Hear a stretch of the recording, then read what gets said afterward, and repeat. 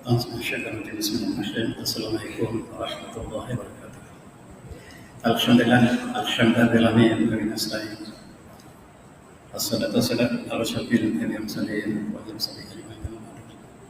Ya, semoga Imam Nazir seluruh tata bahasa Masjid atau muslimat yang dirahmati Allah sekalian. Alhamdulillah, dengan penuh kesyukuran malam ini kita mendapatkan masa untuk menyentuh tentang Maulid Rasul dalam konteks tajuk rahmat sekalian alam. Wa ma arsalnaka illa rahmatan lil alamin. Tentu yang semati Allah berfirman dalam surah Al-Anbiya sebagaimana disebutkan tadi, Bismillahirrahmanirrahim. Wa ma arsalnaka illa rahmatan lil alamin. Dan tidaklah kami mengutuskan engkau ya Muhammad kecuali rahmat bagi sekalian alam. Dan tafsir mengatakan bahwa wahai Rasul illa rahmatan lil jama'il nas. Kamu diutuskan untuk rahmat kepada seluruh alam, sama ada mereka yang beriman, siapa yang tidak beriman, haiwan dan juga unggas, semuanya adalah rahmat daripada utusan Rasulullah SAW, Rasul terakhir. Demikian juga ahli tafsir mengatakan wa ma arsalnaka illa rahmatan lil alamin. Sebagaimana yang disebut oleh Ibn Abbas, wa anna Allah arsala nabiyahu Muhammad sallallahu alaihi wasallam rahmatan li jamil alam. Allah mengutuskan Rasulullah kepada sebagai rahmat kepada seluruh alam. Mu'minuhum wa kafirhum, sama ada orang beriman ataupun tidak beriman. Wa ma mu'minuhum anna Allah hadahu bih. Adapun orang iman, Allah berikan Islam itu, Rasul mendapat petunjuk melalui Rasulullah. Dan meminhum pada hal iman bih, dan Allah berikan iman padanya. Wa bima ja'a min indillah al-jannah, dan Allah berikan balasan surga kepadanya. Itulah rahmat pada orang beriman. Dan kepada orang kafir juga diberikan rahmat. Wa ma kafirhum fa innahu dafa bihi an adiyal al-bala alladhi kana yunzal bil umam mukazzibah rusulihim min qabl. Demikian juga orang yang kafir, Allah juga berikan menangguh pada yang sepatut untuk mereka, dan itu juga merupakan rahmat pada orang kafir. Adapun pada hidup-hidupan lain, hewan, unggas, burung dan sebagainya juga turut mendapat rahmat daripada Nabi rahmat ini. Tentu yang semati, kita lihat bagaimanakah orang Quraisy sebelum diutuskan Rasulullah. Mereka hidup dalam keadaan berpecah belah, tidak ada penyatuan, dan Allah berikan rahmat Islam yang menyatukan hati-hati mereka. Auzubillahi minasyaitonir rajim. Wa atasimu billahi jami'an wa la tafarraqu. Waskuru ni'matallahi iz kuntum a'da'an fallaqa asbatum bihi ikhwanan. Wa kuntum ala syafa'atin minan nar fa anqadhakum minha kadzalika Allahu yahdi la'allakum tahtadun. Surah Al-Azim. Berpegang teguhlah kamu pada diri Allah seluruhnya, dan jangan kamu bercerai-berai.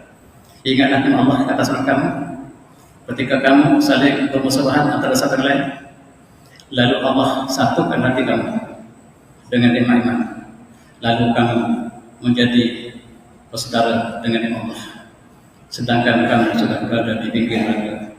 Wa kuntum ala syafa'atin minan nar, kamu sudah berada di pinggir neraka. Fa'anqadhakum minha, dan Allah selamatkan kamu dengan sinar Islam. Kadzalika Allahu yahdi la'allakum tahtadun. Dan Allah menjelaskan ayatnya, mudah-mudahan kamu mendapat petunjuk. Kita lihat bagaimana Islam memberikan rahmat. Kaum Quraisy yang hidup secara jahiliyah, Allah tukarkan bangsa yang jahiliyah ini menjadi bangsa yang membawa peradaban, tamadun, sinar Islam yang agung ke seluruh dunia. Begitu juga kita umat Islam, kita juga orang lain di sini. Dengan iman Islam akhirnya kita juga bersatu di atas kelima iman, dan perpaduan tidak ada jalan lain kecuali di atas jalan Allah. Sebagaimana Allah sebut wa atasimu billahi jami'an. Yang dapat menyatukan hati manusia ialah Allah SWT. Manusia tidak dapat menyatukan hati manusia. Ekonomi tidak dapat menyatukan hati manusia, tetapi dengan jalan dari Allah, dengan iman, takwa, akhlak, itulah yang menyatukan hati-hati manusia. Bapak Ibu, ketika baginda Rasulullah berhijrah ke Madinah, Kita lihat bagaimana Rasulullah juga menyatukan penduduk Madinah di atas satu kalimat yang kita sebut sebagai Saifat Madinah. Sebagai perlembagaan Islam yang terwujud, di sini kita lihat bagaimana sebuah negara Islam yang pertama telah dibentuk Rasulullah dan menjadikan peran dan Rasulullah sebagai hukum tertinggi negara. Maka di sinilah model inilah dibawa ke seluruh dunia. Dan secara ringkasnya bagaimanakah perjuangan Rasulullah yang sangat hebat dalam masa 10 tahun baginda Rasulullah di Madinah, peperangan demi peperangan. Peperangan ialah untuk sampaikan message Islam, bukan untuk membunuh, tetapi untuk sampaikan message Islam kepada seluruh penduduk Madinah dan sekitar. Pada tahun kedua Hijrah kita lihat peperangan pada Uhud telah berlaku, dan dalam peperangan ini Allah berikan kemenangan kepada Rasulullah. Walaupun bilangan umat Islam handicap hanyalah sekitar 300 lebih, sedangkan musuhnya mencapai 1000 tentara. Dalam tahun ketiga, peperangan Uhud yang mendebarkan telah berlaku. Dalam tahun keempat, peperangan Nadir. Nadir ialah kaum Yahudi yang telah mengadakan perjanjian Rasulullah, tapi sayang mereka telah membatalkan, mereka telah berbeda perjanjian. Bahkan mereka merancang untuk membunuh Rasulullah SAW. Maka Bani Nadir dihalau dari Madinah. Bani Nadir ini sekarang berkumpul di mana mereka. Mereka itulah kumpulan orang Yahudi yang dihalau Rasulullah dari Madinah. Sebahagian mereka kaum Nadir, sebahagianlah Bani Qab, sebahagian Bani Khaybar. Mereka lah sekarang yang membentuk New World Order, ialah semuanya datang dari Madinah yang dihalau Rasulullah. Dan apabila mereka mempunyai kedudukan di barat hari ini, mereka merancang untuk menjatuhkan Islam, sebab permusuhan Islam dengan mereka tidak pernah padam. Dalam tahun ke-5 Hijriah, peperangan Khandaq, peperangan Ahzab, bahkan seluruh orang kafir bersatu untuk memerangi Rasulullah di Madinah. Al-Kufar Al-Limati Wahidah, orang kafir boleh bersatu untuk menentang Islam, dan ini ditunjukkan dalam peperangan Khandaq atau peperangan Ahzab. Kemudian perjanjian Hudaybiyah pada tahun ke-6, secara ringkasnya. Peperangan dengan Bani Khaybar berlaku pada tahun ke-7 Hijriah, dan tahun ke-8 ialah kemenangan Islam, Fathul Makkah. Tahun ke-9 Hijriah, peperangan Tabuk, pertengahan Rasulullah dengan tentara Rom. Dan dalam peperangan ini Allah telah berikan kemenangan mutlak kepada Rasulullah SAW.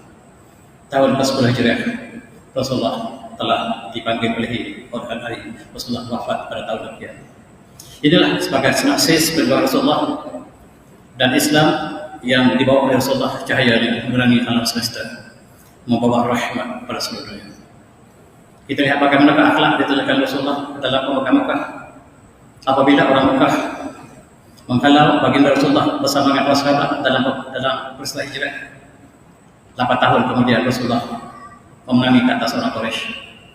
Dan ketika di depan Ka'bah, ketika orang Quraisy telah kalah dalam pembukaan Mekah, Rasulullah membuat satu ucapan yang cukup indah untuk kita kenang sampai hari ini.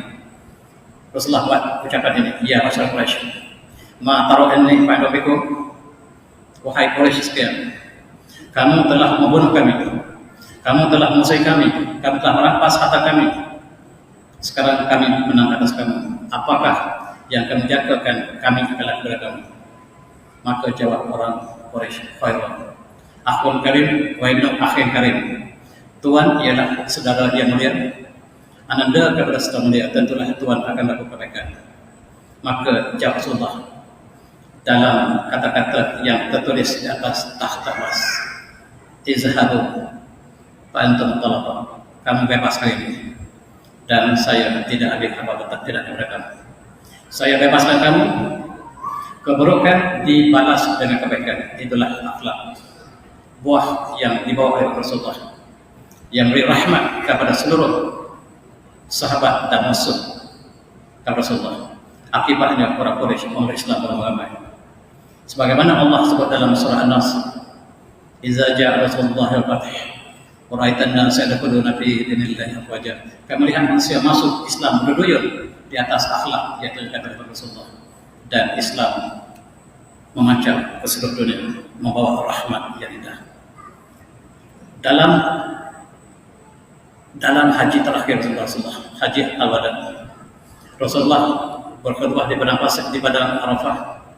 Di antara khutbahnya adalah untuk menyatakan bahawa manusia adalah kesatuan manusia. Dalam ucapannya, ayuhan nas, inna rabbakum wahidah, wa inna abakum wahidah, kullukum adan, kullukum adan turab.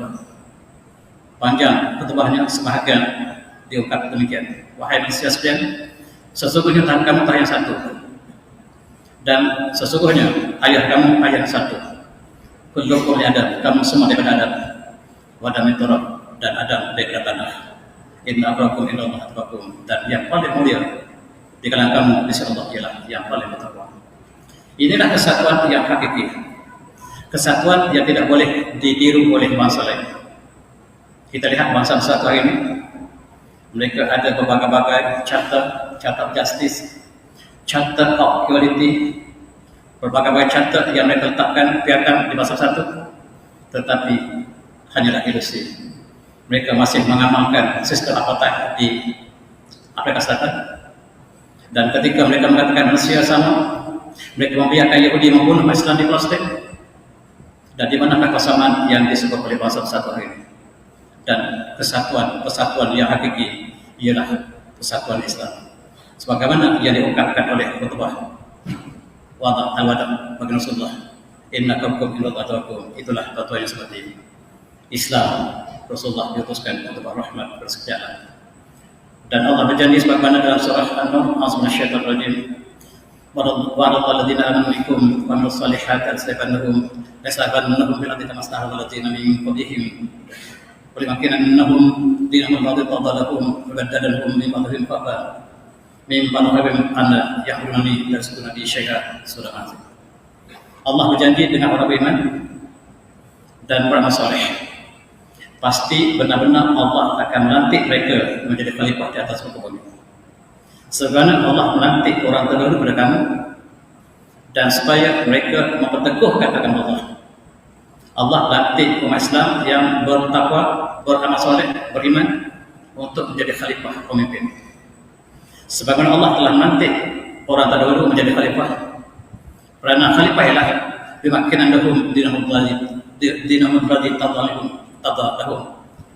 Kerana khalifah ialah menegakkan agama, memperteguhkan agama Allah yang Allah redha, dan nescaya Allah menukarkan selepas pemerintahan yang ada ini zaman ketakutan kepada zaman yang aman sejahtera, sebagaimana yang berlaku dalam sejarah kerajaan Islam, sama ada selepas Khalifah Rasyidin atau kerajaan yang didirikan selepas kerajaan tersebut, yang Allah telah janjikan mereka, Allah akan tegakkan mereka. Dan yang bernani Rasul Nabi Syai'ah, mereka menyembah aku, kata Allah, dan mereka tidak mensyirikkan dengan sesuatu apapun. Dan Islam berkembang keluar daripada sebenarnya Arab.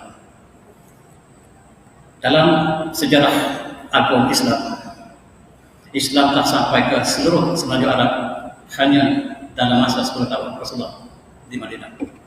Dalam masa 10 tahun Islam telah berkembang penuh di semenanjung Arab. Hari ini kalau kita kira dengan sedikit matematik, keluasan seluruh semenanjung Arab dalam masa 10 tahun kita dapat satu hari perkembangan Islam sejauh 1000 km persegi. 1000 km persegi satu hari Islam, sinar Islam sampai ke seluruh penjuru sepanjang Arab. Dan inilah perkembangan yang paling besar dalam sejarah dunia, agama dunia. Islam kemudiannya dengan rahmat ilahi, dengan khalifah kita yang membawa keadilan, toleransi dan keindahan Islam telah sampai ke seluruh alam semesta. Umat Islam telah masuk ke Parsi, umat Islam telah sampai ke Samarkand, kemudian menerusi ke Rusia, memasuki Azerbaijan. Akhirnya kita menjadi pemimpin di Moskow, dan Moskow itu nama asalnya lah Minsk. Umat Islam sampai ke Siberia, dan kini kita pakai Siberia. Umat Islam telah sampai ke hujung dunia sebelah timur, dan akhirnya Islam sampai ke China, dan Islam memerintah China selama 700 tahun ketika dinasti Yuan. Ketika dinasti Yuan, Islam telah sampai ke sebelah China. Sebelum Islam sampai ke tanah Melayu, Islam telah bertapah di China. Dan sejarah Islam yang agung ini jarang ditulis oleh penulis sejarah. Kemudian demikian juga di sebelah selatan, Islam sampai ke tanah air kita, alhamdulillah, dan meninggalkan jahiliyah dan tamadun peradaban Islam telah muncul di alam raya, terutama seperti Eropah. Ketika Islam gemilang di hampir seluruh dunia, Eropah masih gelap. Mereka sebut sebagai the Dark Ages. Ketika Islam telah sampai di Spanyol, Islam telah sampai di Rusia, Islam sampai di China, Eropah paling lewat terima sinar Islam. Dan kita lihat apakah yang berlaku di Eropah. Akhirnya sinar Islam juga menembus Eropah melalui Spanyol dan membawa rahmat kepada seluruh dunia. Baik, kita lihat detik-detik yang cukup menarik ini. Ketika itu Eropah masih percaya kepada vampire. Mereka percaya pada hantu. Itu sifat Eropah sampai kurun ke-17. Mereka percaya kepada khurafat. Mereka takut pada kucing hitam. Kalau malam 13 malam Jumaat, mereka sangat takut. Mereka sangat takut pada 13 malam Jumaat, dan mereka menjadi orang khurafat. Islam menukarkan zaman gelap Eropah menjadi cerah dengan tamadun Islam yang bertapak melalui Spanyol. Cukup heran bila Eropah hilang khurafatnya. Mereka sudah tidak percaya pada 13. Dia bawa ke Bangi. Orang Bangi kalau percaya nombor 13 siang, sehingga tidak ada jalan Bangi. Di Bangi tak ada nombor jalan 13, ada jalan 12A. Memalukan. Khurafat yang dipegang oleh Eropah dalam kurun masa kegelapan, orang Bangi ambil sebagai nama jalan mereka. Tidak ada nombor 13 di Bangi. Sekarang baru ada section 13. Dulu tidak ada. Sebab khurafat ini orang Melayu lakukan, dan selepas Islam, sinar Islam menyinari Eropah, orang Timur pula yang telah selamat daripada kegelapan menerima khurafat yang dibawa oleh Eropah silam. Tuan-tuan, Iqra bismi rabbikal ladzi khalaq. Inilah kalimah keramat yang menukar seluruh dunia kepada kecerahan. Baik, kita lihat detik-detik yang sangat-sangat menarik ini. Bacalah dengan nama Tuhanmu. Dan di atas nama Tuhan lah kita membaca, kita mengkaji, kita pelajari, dan kita menghabiskan masa. Para ulama kita mengambil masa di atas kalimah Allah. Tetapi sayang, hari ini kita membaca bukan lagi dengan kalimah Allah. Di Universiti Indonesia hari ini menjadikan matlamat universiti ialah professionalism. Professionalism matlamat tidak lagi nama Allah. Dan mereka belajar hanya untuk sekeping ijazah. Berbeza dengan Iqra bismi rabbikal khalaq yang diturun ayat Quran pertama di Gua Hira. Belajar baca dengan kalimah Allah. Sayang hari ini telah tidak ada lagi. Kita belajar yang mesti kata professionalism. Professionalism apa maksudnya? Profession ialah pekerjaan, cari makan. Professionalism ialah kerja untuk cari makan secara berkesan. Cukup malam. Dan bagaimanakah kita lihat umat Islam membangun tamadun dengan kalimah yang keramat ini. Iqra bismi rabbikal khalaq. A'udzu minasyaitonir rajim. Yu'til hikmata man yasha' wa man yu'tal hikmata faqad utiya khairan katsiran wa ma jazaa'u illa ulul albab. Surah Al-Baqarah. Allah memberikan hikmah kepada siapa yang dia kehendaki. Dan siapa yang dikurniakan hikmah, maka dia diberikan kebaikan yang limpah. Tidak ada yang mengambil peringatan ini kecuali mereka yang bersifat kontal. Hikmah ialah keyword. Apa maksud hikmah? Ialah ilmu, hikmah, iman, ihsan. Itulah ilmu dalam Islam. Ilmu ialah paling bawah, hikmah, iman, ihsan, kemuncak berilmu. Ilmu yang tidak berakhir dengan akhlak, ilmu itu batal. Dan sebagaimana Allah sebut dalam kajian alam semesta, inna fi khalqis samawati wa ikhtilafil anhar la ayatin lil albab alladzina yadhkuruna kama huwa wa la yumhim yatafakkaruna fi khalqis samawati rabbana ma khalaqta hadza batila subhanaka qina adzabannar. Matlamat ilmu sains teknologi ialah Rabbana ma khalaqta hadza batila subhanaka bina tabana. Matlamat ilmu sains teknologi ialah ya Allah, jauh kami dari neraka. Maksud diri Allah, tidak engkau jadi ini sia-sia dan jauh kami dari neraka. Itu matlamat yang sebenarnya. Tetapi hari ini UKM matlamatnya telah lagi sama sekali daripada apa yang disebut dalam ayat Quran tadi. Mari kita betulkan stereo kita kembali. Dan tuan-tuan ismati, di atas kalimat inilah kita lihat Islam telah berkembang dan di Baghdad satu pusat pendidikan dinama Baitul Hikmah telah diwujudkan dan mengambil sempurna daripada ayat surah Al-Baqarah ini.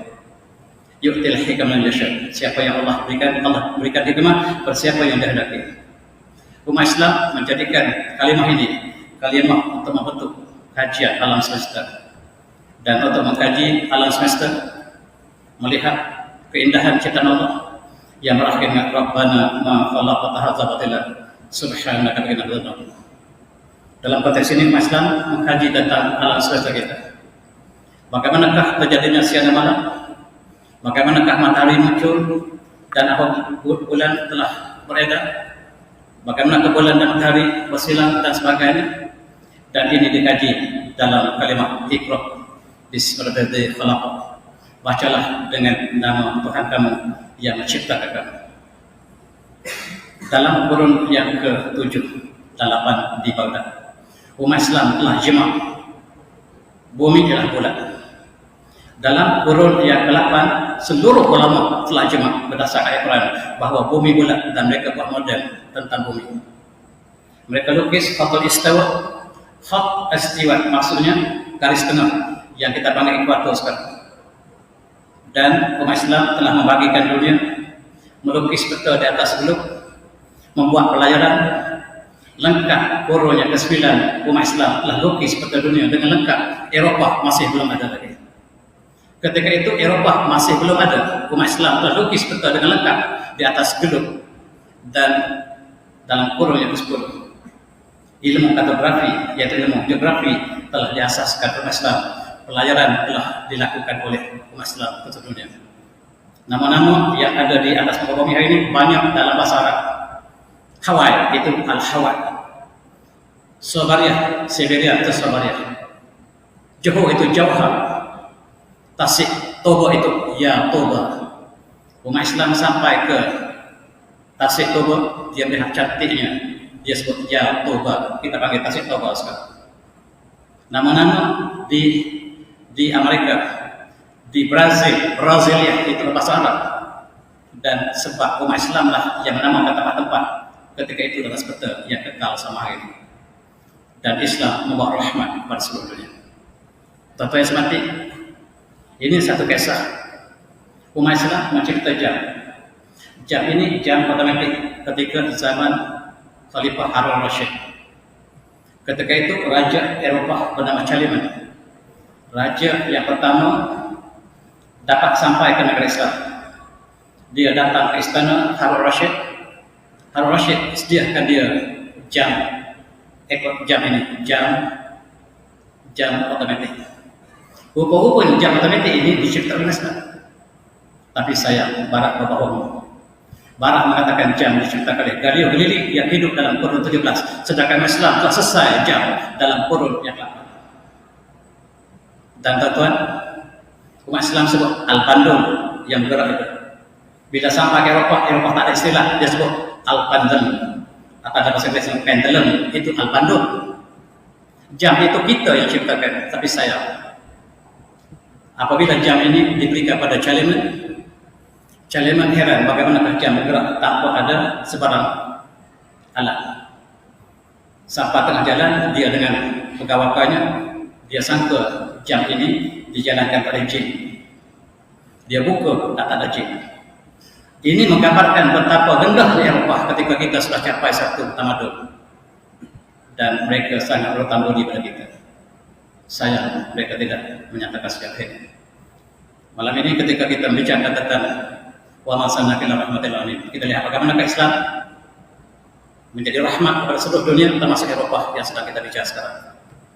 Umat Islam mengkaji tentang perubatan, Dan kita lihat kitab-kitab yang banyak dalam perubatan. Kalau tuan pergi ke Istanbul, di dalam pustakaan Sulaimania, di belakang Masjid Sulaiman terdapat sebuah pustakaan terbesar dunia. Pustakaan ini banyak manuskrip-manuskrip yang dikaji Islam, tapi sayang tidak ramai Islam yang mengkaji. Dan ada satu lagi pustakaan yang besar di Tashkent yang juga mempunyai 80,000 manuskrip yang belum terusik lagi dalam berbagai bidang, menunjukkan betapa besarnya khazanah Islam yang dikembangkan. Sebelum Eropah masih sangat gelap, kita telah ada khazanah yang banyak. Sayang kita tidak mengkajinya. Begitu juga kita mengkaji tentang perubatan, dan kitalah yang membina Al-Mustafa yang kita panggil Abba Bazin. Kita ada Al-Mustafa, hospital pertama dibina pada tahun 86 Hijriah. England belum ada, Perancis sudah ada tapi belum ada negara. Umat Islam sudah ada hospital yang pertama dibina ketika Khalifah Al-Walid bin Al-Malik. Kemudian kita membina hospital ketika Khalifah Harun Rashid. Kemudian kita membina hospital di Mesir. Dan tuan-tuan, hospital Nuruddin Baristani ini ialah satu tanda sejarah hospital yang dikaji oleh Islam sebelum Eropah wujud lagi. Sebelum ada England, kita sudah ada hospital yang kita ada 4 jabatan. Jabatan pertama ialah jabatan kecemasan, yang kedua adalah patologi, yang ketiga adalah pediatrik, yang keempat adalah psychiatry. Itu ialah jasa Islam di hospital ini. England masih belum ada ketika itu, dan mereka ingin tutup sejarah ini. Kita lihat bagaimanakah Islam profesionalnya sampai ke Eropah. Tuan-tuan, kita lihat bagaimanakah umat Islam membuka hospital.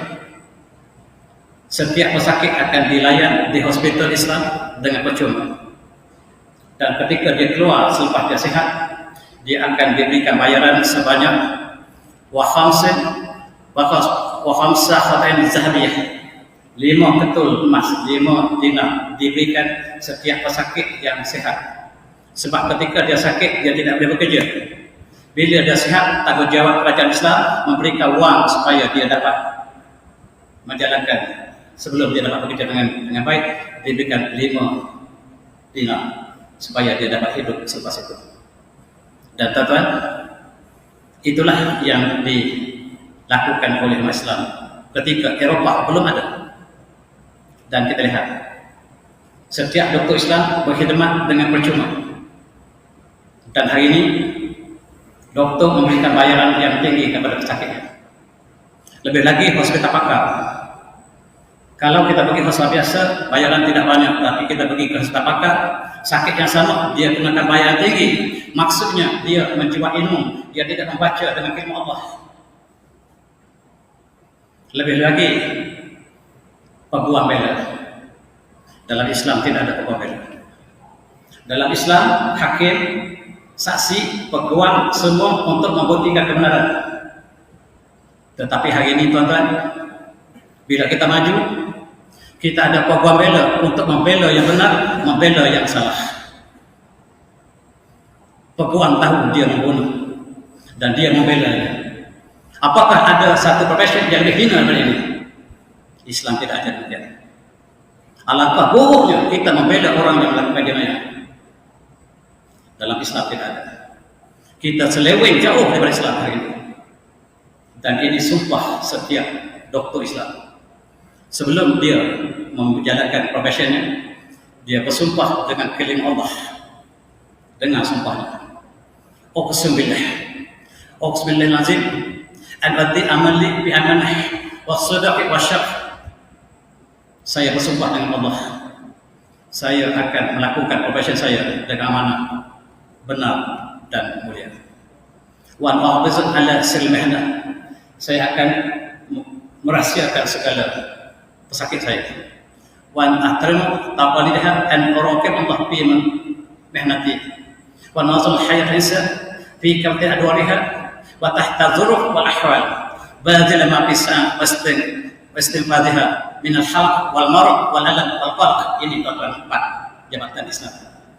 Al-halq ialah kecemasan, al-marad patologi, al-alam ialah pediatrik, dan al-qalq ialah psikiatri. Umat Islam membuat 4 jabatan yang diikuti oleh seluruh hospital dunia hari ini. Ini adalah rahmat Islam yang memulakan hospital dengan 4 jabatan, diikuti oleh Eropah sampai sekarang. Dan saya akan menutup rahsia pesakit saya. Saya tidak akan menunjukkan racun pada pesakit saya. Saya akan melakukan demi Allah. Saya akan merawat yang baik dan yang berdosa. Dan saya akan bersama dengan kawan-kawan saya sejawat untuk perjuangan. Dan kami pakai baju putih. Putih doktor maksudnya ikhlas, dan kami tidak perlukan bayaran. Yang berikan bayaran kami adalah Allah SWT. Itu doktor Islam. Dan apakah kita belajar doktor ini? Iqra bismillahirrahmanirrahim. Kita hari ini membaca doktoran dengan kalimah profesionalisme yang jauh menyimpang daripada Islam. Maaf saya tuan-tuan, doktor-doktor pakar saya. Pokok-pokokan badan saya minta maaf. Kita lihat, hari ini kita lihat dalam istilah perubatan, masih kita guna bahasa Arab. Medicine, itu bahasa Arab. Medicina. Kalau tuan pergi ke Uzbekistan, melawat kampung Medicina, kampung Ibnu Sina. Nama kampung ini Madak Sina. Dan semua kampung ini belajar perubatan. Oleh sebab itu orang panggil medicine ialah ilmu daripada Ibnu Sina. Alkohol daripada alkoholi, alkaline daripada alkoholi, kornea mata kita berkornea, qurrat ayun bajanal muttaqin imama, konik sakit turun, ulanj bahasa Arab, kimia, anil, anilin, nitron, asid nitrik itu nitron, semua masih menggunakan bahasa Arab. Bahasa dalam kimia, perubatan masih guna bahasa Arab sampai sekarang. Kita tanya profesor daripada kimia, nitrik acid itu daripada mana asalnya? Daripada barat dia tak belajar. Nitrik acid itu daripada Arab, asalnya nitron. Dan saya boleh tarik satu persatu istilah di jabatan kimia itu semuanya bahasa Arab. Maksudnya siapakah yang mengasas ilmu kimia? Dan tuan-tuan, profesor kita tak tahu. Dan kita tanya mereka dalam kedudukan, mereka kata semua perubatan ini daripada barat.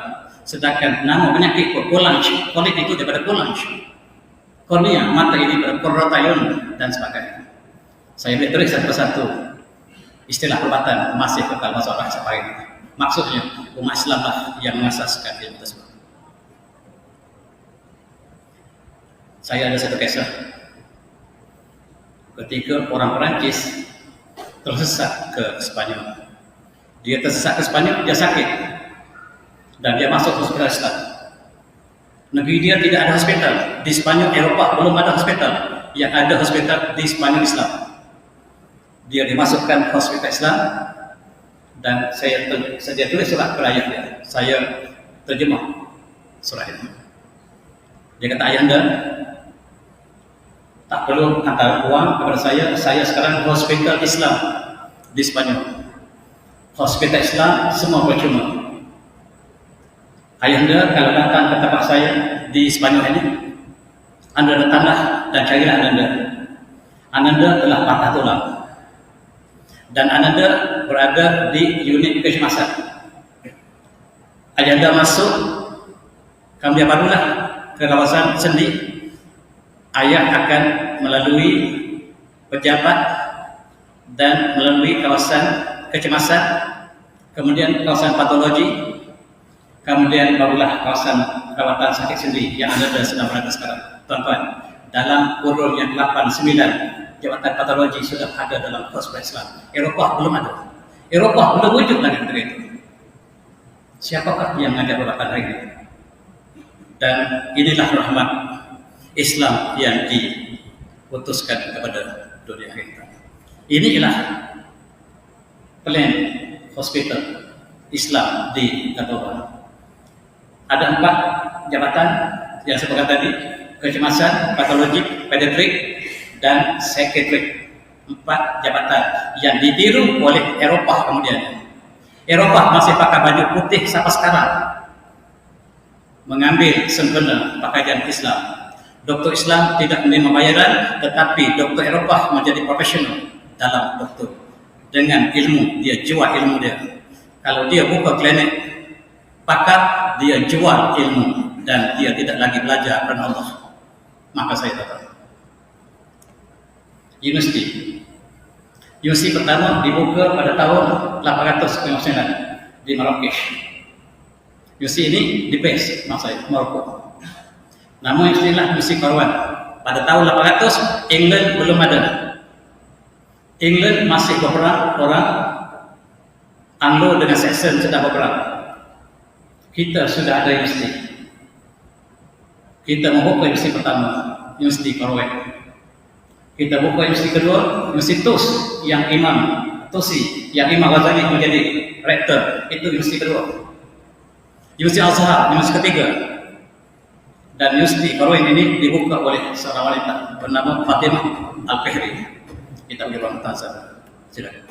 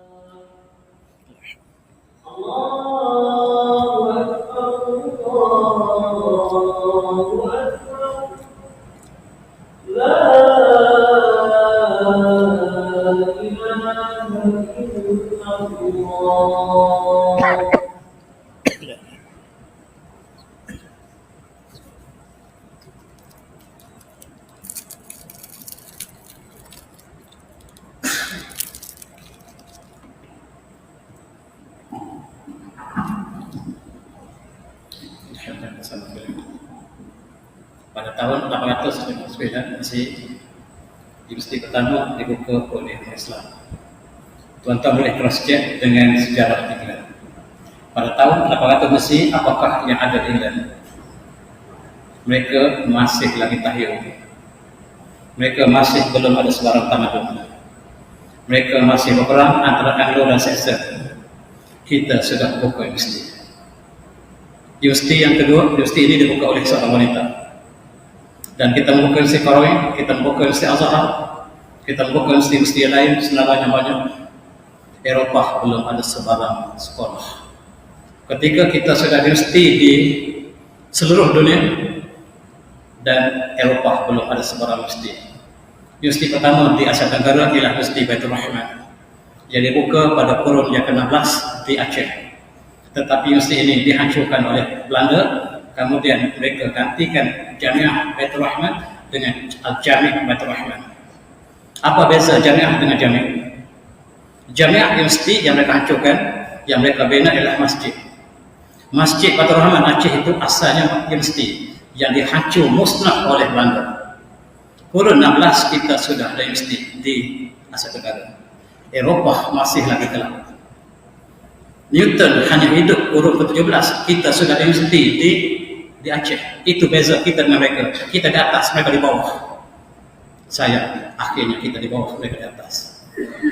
Kata Ismati, Islam sampai ke Spanyol, Sina Islam sampai ke Spanyol, dan rahmat kepada Eropah, Nabi Islam. Umat Islam membawa bunga-bungaan ke Eropah.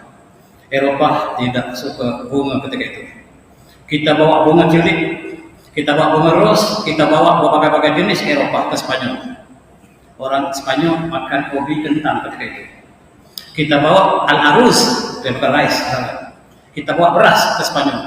Kita bawa gandum ke Spanyol. Orang Spanyol mula makan beras, mula makan gandum. Asalnya mereka makan ubi kentang. Tuan-tuan, Eropah tak kena gandum, tak kena beras. Mereka hanya makan ubi kentang. Sehinggalah kita beritahu mereka ini makanan lebih baik, yaitu gandum, beras. Dalam bahasa Arab, al-aruz, masak nasi. Mereka tak ada istilah, mereka sebut rice. Tuan-tuan, kita mengkaji di Eropah tentang gerhana matahari, gerhana bulan. Kitab-kitab Gnostik masih wujud di seluruh dunia. Dan kita mengkaji tentang algebra, tentang geometri, tentang falak, tentang botani, dan kita membina bangunan paling tinggi. Bangunan paling tinggi ketika kurun yang ke-16-14 semua dipegang oleh umat Islam. Bangunan tertinggi paling ketika itu di Maroko, kemudian di Rabat, kemudian di Lehi, kemudian di Seban, semua tempat orang Islam. Bangunan paling tinggi ketika itu umat Islam yang pegang rekod. Eropah tidak pandai buat bangunan lagi ketika itu. Kita ajar mereka.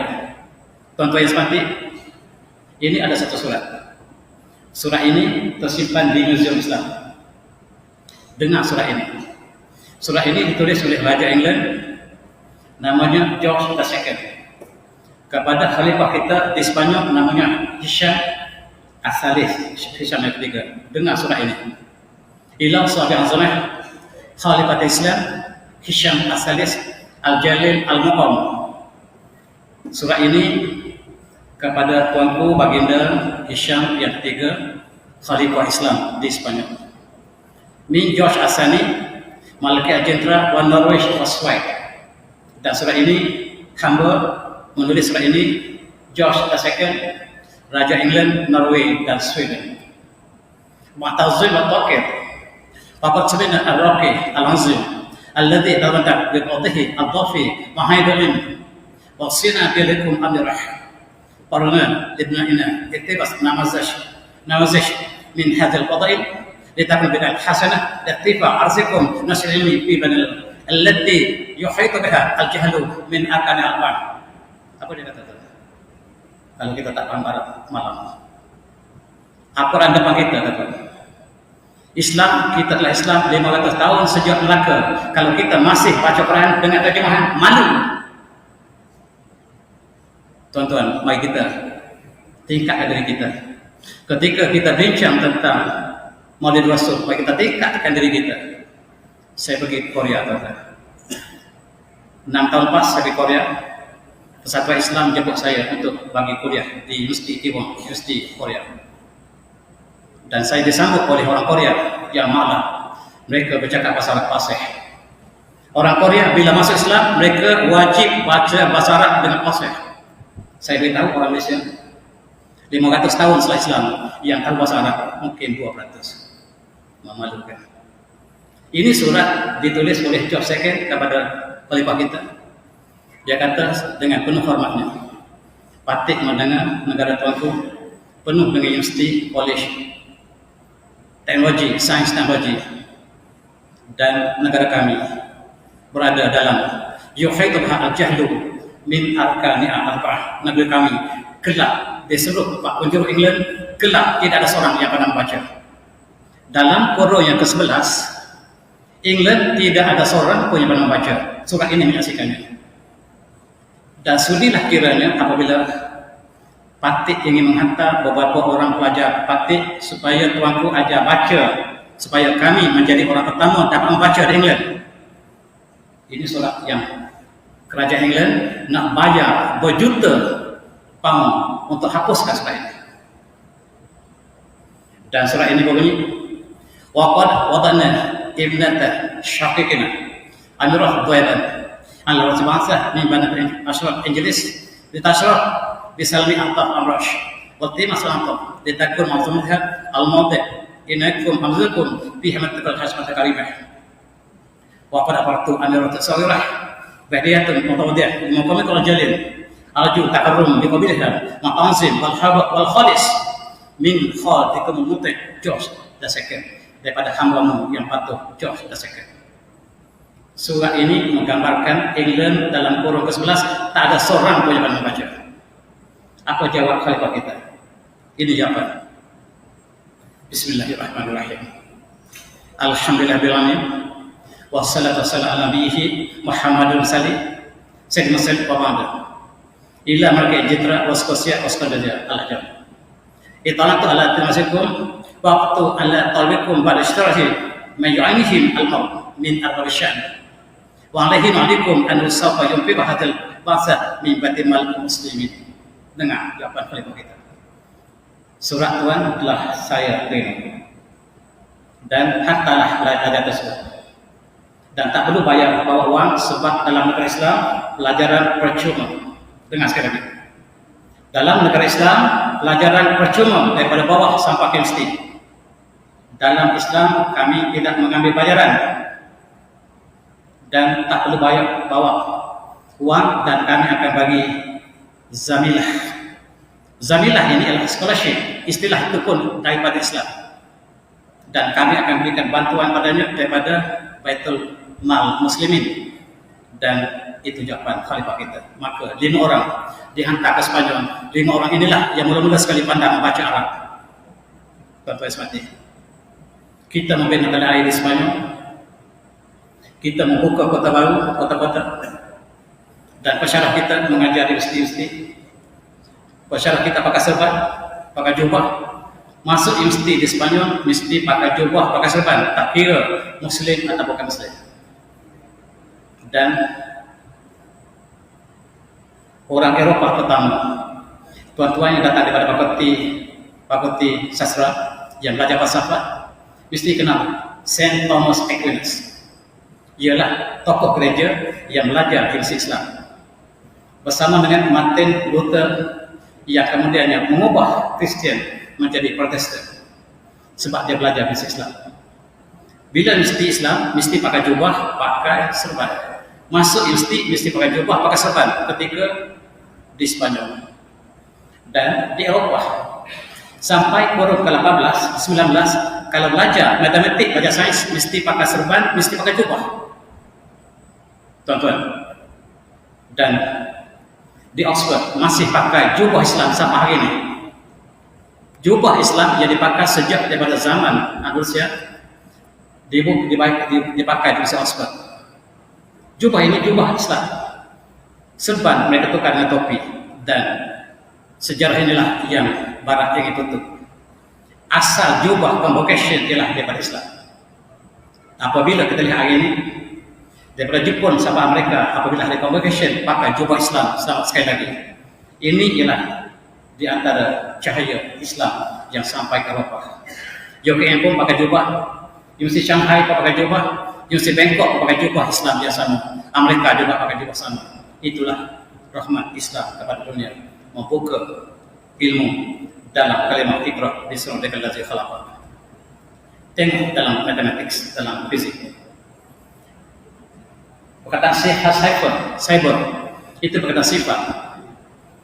Algebra daripada aljabar, azimuth daripada sunnah, cube daripada ka'bah dan lain-lain. Algorithm daripada Khazmi. Istilah dalam astronomi, dalam matematik masih dalam bahasa Arab sampai sekarang. Tuan-tuan sekalian, tengok saya bagi contoh biasa. Main chess, checkmate itu syahmat, syah raja mati. Matrah, matres itu matrah. Masaj itu kepada al-masih. Merry, gembira daripada marah. Qatl daripada kill, qatl. Kemudian allowance daripada alawah. Kemudian admiral dalam tentera itu amirul bah. Masih bahasa Arab sampai sekarang. Kemudian kita lihat cat. Kemudian starlight daripada satir. Noble daripada nabil. Apex, hatak. Dan influenza, selesema daripada anza. Istilah penyakit dan istilah di dalam Kamus Oxford, tuan-tuan lihat. Dalam Kamus Oxford, dia tulis belakangnya IR, maksudnya asal kata Arab. 60% dalam istilah akademik masih dalam bahasa Arab. Dalam semua bahasa Eropah, daripada bahasa Jerman, Perancis, Inggris, semua Portugis masih guna bahasa Arab sampai sekarang. Tapi mereka tutup segala-galanya. Sayang, profesor sejarah kita baca buku dalam bahasa Inggris yang masyarakat kita hanya tahu bahasa Inggris, maka dia ditipu dengan mudah oleh orientalis. Jarang kita cari masyarakat kita yang bebas daripada orientalis, dan setiap mesti masih diperangkap oleh orientalis. Maka saya sekali lagi, tuan-tuan semati, nama-nama di Spanyol masih kekal dalam bahasa Arab. Madrid itu asalnya Majri. Majri maksudnya sungai. Malaga maksudnya Molaka. Bandar-bandar di Spanyol masih dalam bahasa Arab sampai sekarang. Tuan-tuan semati, bagaimanakah mesti pertama dibuka di Eropah? Ada hubungan dengan Ibn Rushd. Ibn Rushd dia bergaduh, bukan bergaduh. Dia berbahas dengan Imam Ghazali. Imam Ghazali menggunakan qalbu sebagai asas pemikiran, dan Ibn Rushd menggunakan akal. Mereka berdebat ilmiah. Imam Ghazali menulis Tahafut Falasifah, dibalas oleh Ibn Rushd Tahafut at-Tahafut. Ini belajar fakta Islam, belajar dengan banyak. Dalam kuliah Usuluddin mesti belajar ini. Kemudian mereka berdebat lagi. Perdebatan ini bukan sedikit. Pasal Maqad ini kitab yang sangat-sangat terkenal dalam perbahasan tersebut. Dan Ibn Rushd ialah seorang qadhi, jangan main. Dan kitabnya Bidayatul Mujtahid kita masih belajar. Saya belajar kitab ini masih muda dulu. Dan tuan-tuan, Ibn Rushd bukan sebarang orang. Al-Ghazali bukan sebarang ulama. Mereka berdua bertentang. Yang satu menggunakan qalbu, satu menggunakan akal. Yang menang di Eropah ialah Ibn Rushd, yang menang di Timur ialah Imam Ghazali. Apakah yang berlaku di Eropah? Dengan akal inilah mereka kembangkan sains teknologi di Barat. Dan mesti pertama dibuka oleh Islam di Barat ialah Universiti Sorbonne. Ibn Rushd dan murid-muridnya membina universiti pertama Eropah. Universiti ini namanya Universiti Sorbonne. Tuan-tuan, orang Malaysia hanya 2-3 orang masuk Sorbonne, universiti terbaik dunia. Bukan Universiti Oxford yang terbaik. Tuan-tuan, Universiti Sorbonne ini dibuka oleh Islam. Ada tak? Kita kenal siapakah yang dipasang Sorbonne? Setahu saya Dr. Mazid yang dipasang Sorbonne. Ini dibuka oleh Islam. Kemudian Islam membuka universiti yang kedua di Eropah, Universiti Leuven di Jerman. Universiti Leuven ini umat Islam yang buka. Tetapi sampai sekarang masyarakat kita tak tahu. Kemudian kita buka Universiti Munich. Munich ialah universiti kejuruan terbaik dunia. Technical University of Munich terbaik dunia, bukan Berkeley sebagaimana disediakan oleh mereka. Yang terbaik dunia ialah dalam kejuruan ialah Technical University of Munich, umat Islam dia buka. University Frankfurt, umat Islam dia buka. Dan sinar Islam telah bersinar ke Jerman.